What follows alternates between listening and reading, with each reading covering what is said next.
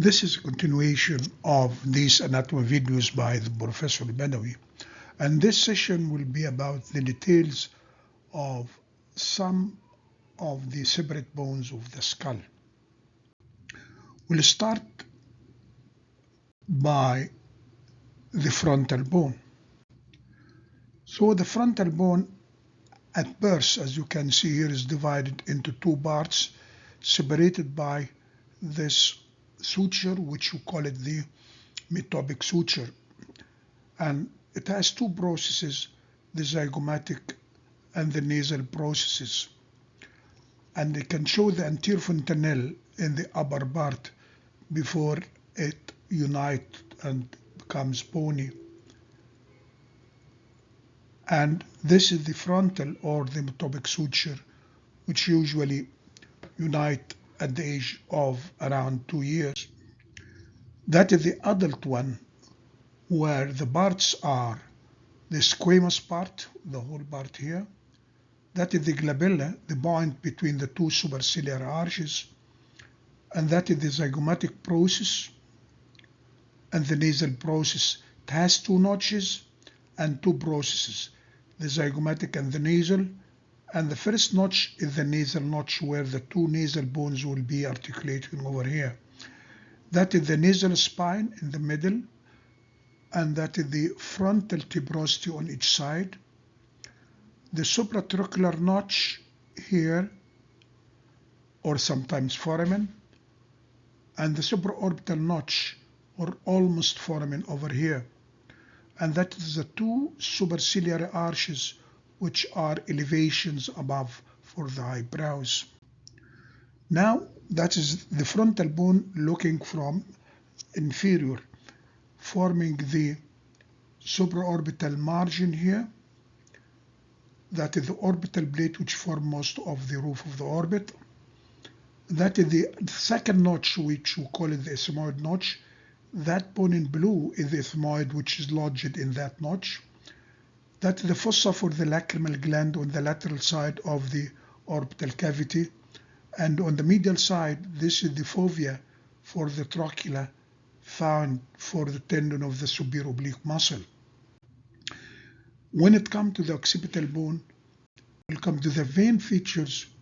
At birth, as you can see here, it is divided into four parts, which are the squamous part, the basal part, the basal occiput, and the two condylar parts here. That's how it looks like at birth, separate, fused with the cartilaginous tissue here. When we look from outside external surface, the main features are the highest nuchal line, the superior nuchal line, and the inferior nuchal line over here, superior or highest, superior, and inferior.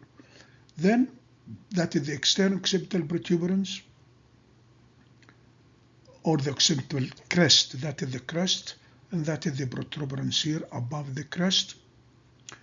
Then these are the two occipital condyles, which articulate with the first cervical, the atlas vertebrae. And this is the anterior condylar, or the hypoglossal canal, where the hypoglossal nerve will be passing through. And this is the posterior condylar, which could be opened on one side and closed on the other, or opened on both sides or closed on both sides, transmitting only an emissary vein. That is the occipital bone from inside. You can see those features here. You can see the groove for the superior sagittal sinus, that one here, which is going to go to the transverse sinus. And this is the groove transverse on both sides. Usually the superior sagittal is joined with the right.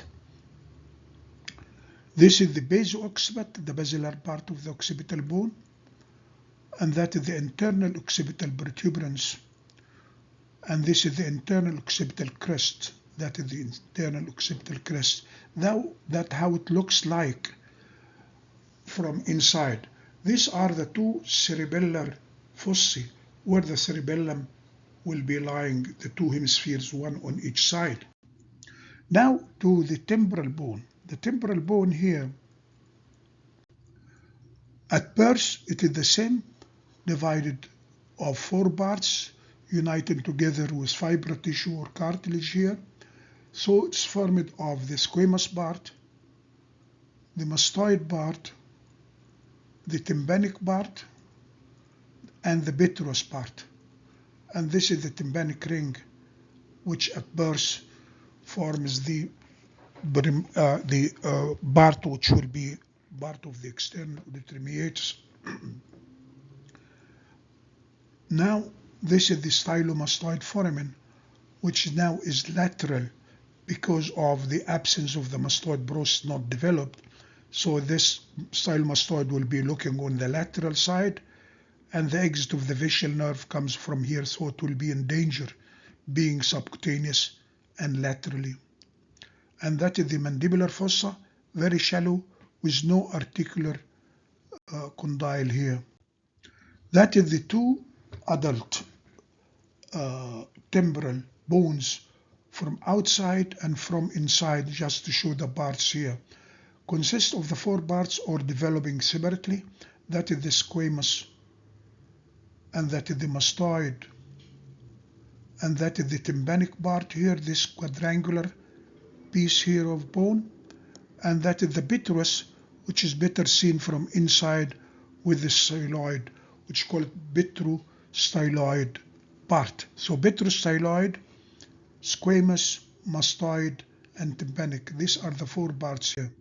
Looking from outside for the temporal bone, the external surface, the main features are the zygomatic process, the articular tubercle which now develops, the vitro-tympanic fissure here, which is divided by a part of the tegment tympani bulging here, dividing it into 2, vitro-tympanic and vitrosquamous part, and the vitro-tympanic will give a passage for the chorda tympani branch of the facial nerve.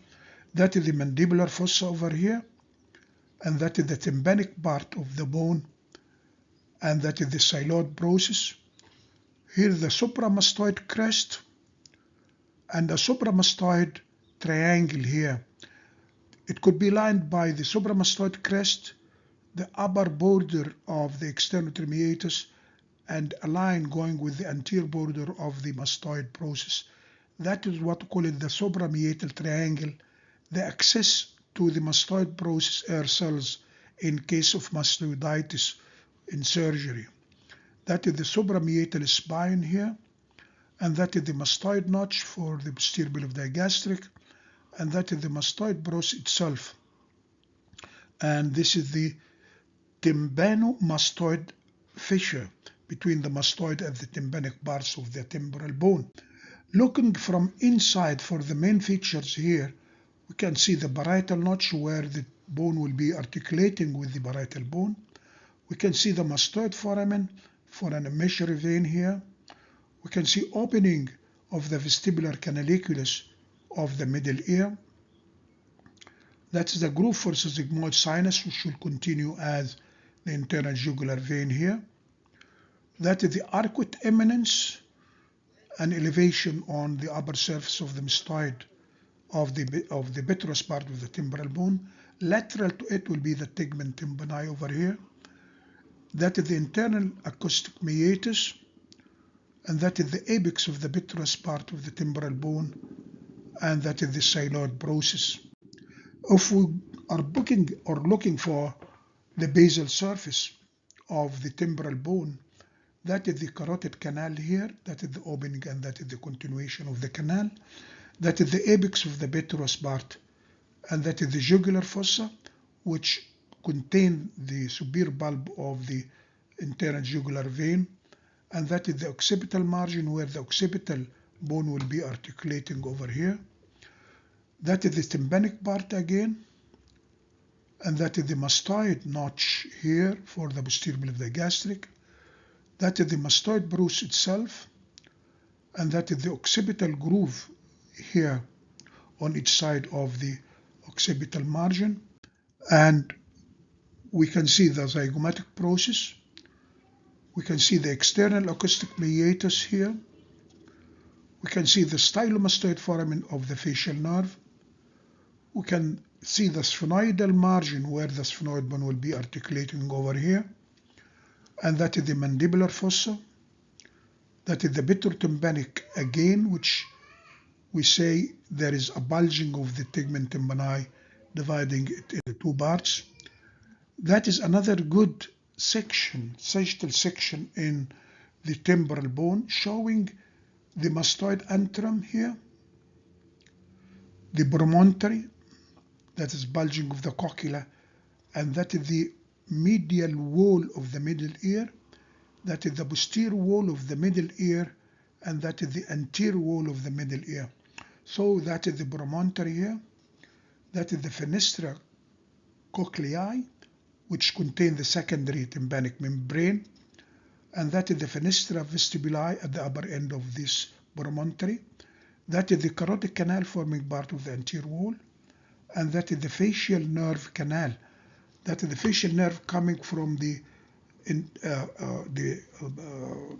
cavity, the cranial cavity, through the internotremeatus, laterally above the inner ear, the vestibule here, then comes from that opening to pass laterally, forming the genu, the first genu, lateral and then backward. Geniculate ganglia will be over here, and then second genu again going downwards. The facial nerve is the one in yellow here, coming out through the stylomastoid foramen. That is the mastoid air cells, a good number of these mastoid air cells shown here. That is the internotremeatus itself, where is divided by a transverse crest into upper area, where the opening of the facial nerve will be there, and lower area, which contains the tractus spiralis here, and the upper or superior vestibular area and the inferior vestibular area. This is the details of the internal auditomeatus. Now to another bone, which is the sphenoid bone. And the sphenoid bone at birth is formed again of four parts. As you can see, it looks like a butterfly with four wings, two lesser wings and two greater wings, a body and two legs, which are the pterygoid processes. So formed of the body, that is the body here, two lesser wings, that is the lesser wing here and here, a greater wing here and here, and two legs, one here and one here. That is the parts of the bone at birth. And that's how it looks like in adulthood, showing the body here with the opening, a broken part of the sphenoidal air sinuses. That is the pterygoid process, as you can see here, formed of lateral and medial plates. Here, an X-ray appearance of the sphenoid bone, showing again the pterygoid processes, the sphenoidal air sinuses, and they appear in the X-ray. That is the lesser wing, and that is the greater wing, and that is the body here. That is the body, the lesser wing, and the greater wing, and the pterygoid processes. Now, looking from superior, we can see some other features of the sphenoid bone. We can see the jugum, the part which articulates with the ethmoid bone here. And now this is the body here. The body will show some features. And this is the lesser, and this is the greater wing. These are the two wings here. That is the body which contain the air cells, but more important, this is the cella turcica, or the pituitary fossa, where the pituitary gland will be lying in. That is the dorsum celli, that is the tuberculum celli, and that is the dorsum celli. These are the two optic canals here. The lesser wing will show the anterior clinoid process. On the side of the body, the middle clinoid process. On the sides of the dorsum, the two posterior clinoid processes. You can see a groove here. This is for the internal carotid artery when it's lying in the floor of the cavernous sinus. Between the anterior and the middle clinoid processes, there is a fibrous ligament here, sometimes ossifies, forming what we call it the clinocarotid foramen for the passage of the internal carotid, which go forwards and then upwards through that foramen and then backwards above the cavernous sinus. That is the groove for the chiasma, optic chiasma, and these are the two optic canals for the optic nerve. There are three foramina here in the greater wing, which are the rotundum, the oval, and the spinosum, the foramen spinosum. So what we can see here is the optic canal, the anterior clinoid process, the tuberculum silli, the posterior clinoid process, the primary, the pituitary or the sella turcica, the dorsum silli, this one here, and the foramen spinosum, the most lateral one, the foramen oval in the middle, and the foramen rotundum on the upper part here. That is the foramen rotundum, and that is the carotid groove for the internal carotid artery, and that is the rotundum, which say there are three foramina in the greater wing of the sphenoid. Looking from the posterior aspect, we can see some other features of the sphenoid bone. That is the lesser wing again, and that is the greater wing of the sphenoid. That is the suborbital fissure here and here. That is the pterygoid fossa, and that is the pterygoid hamulus at the lower end of that bone. And this is the medial pterygoid plate, and this is the lateral pterygoid plate. That's about the posterior view of that bone. About the sphenoid bone articulating with other bones in that way. So we can see that in the sphenoid articulating with temporal bone from this side, and the temporal bone is articulating with the occipital bone from that side. So that's how these bones articulate with each other.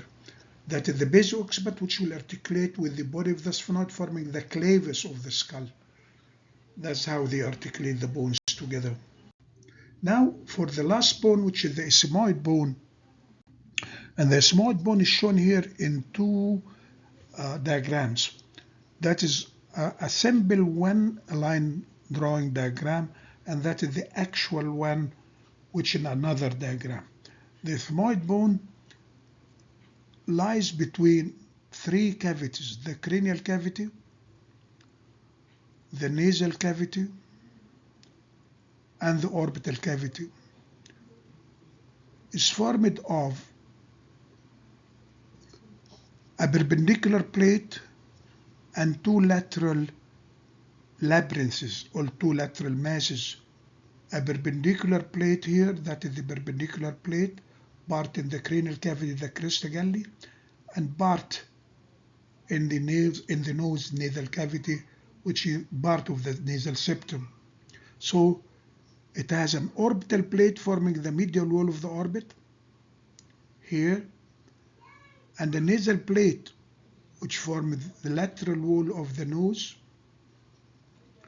Out of this nasal plate, two superior and inferior conicae of the nose, in the cavity of the nose, are part of the nasal plate, while the inferior conicae is the separate bone.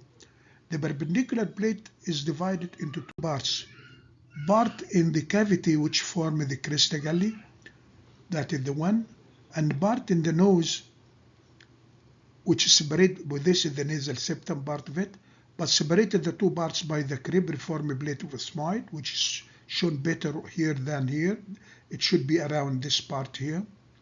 And then a nasal septum, that is the perpendicular plate. Here is the nasal septum again. On the nasal part, there is the superior conica, which is this one here. That is the superior one. And a middle conica, which is shown here and here. That is the that is the middle conica, and that is the superior conica here. And that is the inferior conica, which is a separate bone. These two are attached to the nasal plate of the ethmoid bone, and this is the orbital plate here. How that looks like from the bony part here, a specimen, bony specimen, a perpendicular plate here, and the two labyrinths. That is the cresta galli, and this is an X-ray, a good picture of the ethmoid bone showing the cresta galli in the cranial cavity here, and here that is the cresta galli again in the cranial cavity. On each side you can see clearly the cribriform plate of ethmoid, which give message to the olfactory rootlets. And that is the middle conica, which is shown over here. The superior does not show. And that is the inferior conica and the separate bone. And that is the ethmoidal air sinuses as they appear in the X-ray. And that is the ethmoidal air sinuses in both sides in the labyrinths. And that is the nasal septum over here. That is the parts of the ethmoid. With the lateral masses, this one and this one here. Thank you for listening, and your comments are very much welcomed, and it will be of useful and will be considered. Thank you again.